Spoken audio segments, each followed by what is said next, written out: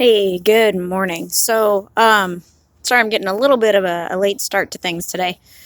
I was kind of having a rough morning, I'm not going to lie. I kind of felt for the first time kind of the weight of everything. I've been receiving a lot of questions about what am I doing to prepare? How am I doing? What's happening? And doing these videos has been really awesome for me, and it's been a really great opportunity to kind of reach out and share kind of where I'm at. But at the same time, there then becomes this really interesting burden of feeling like I'm trying to save the world. Not my job. Not my job to save the world, but my job is to share the information that I do have because I've been lucky.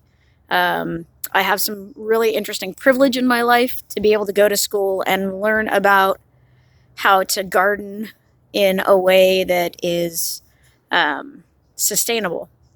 So I often joke that I actually went to school and studied sustainable agriculture before it was actually called sustainable agriculture. That's actually how old I am.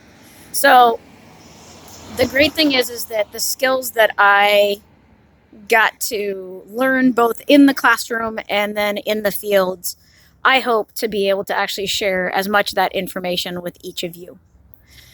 So if you're feeling a little overwhelmed today, just again, as I said yesterday, just pause for just a minute. In psychology, they tell you to find 5 things that you can look at and you can touch.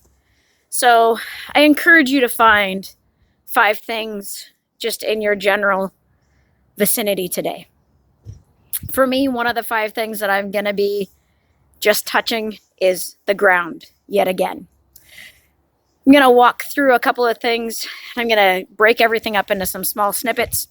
I'm going to talk about planting potatoes because people have asked a lot about that. I'm also going to take us to the back and show us how to transition a grassy area into a planting area without having to run to the store and actually pay to build beds or take time to build beds. Plants aren't nearly as picky as we think they are.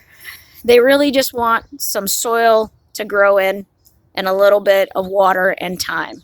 So I'm going to take a little bit of time today and show a few of those things. And then actually, I'm going to run to my office this afternoon. And I know that sounds crazy. I'm going to run to the office because our program actually has gloves that we use for spraying. But I know that things like that are in high need right now for our medical field. So I'm going to run to the office and going to deliver things. And hopefully we can all do our part to help the bigger issues that are happening in our world right now.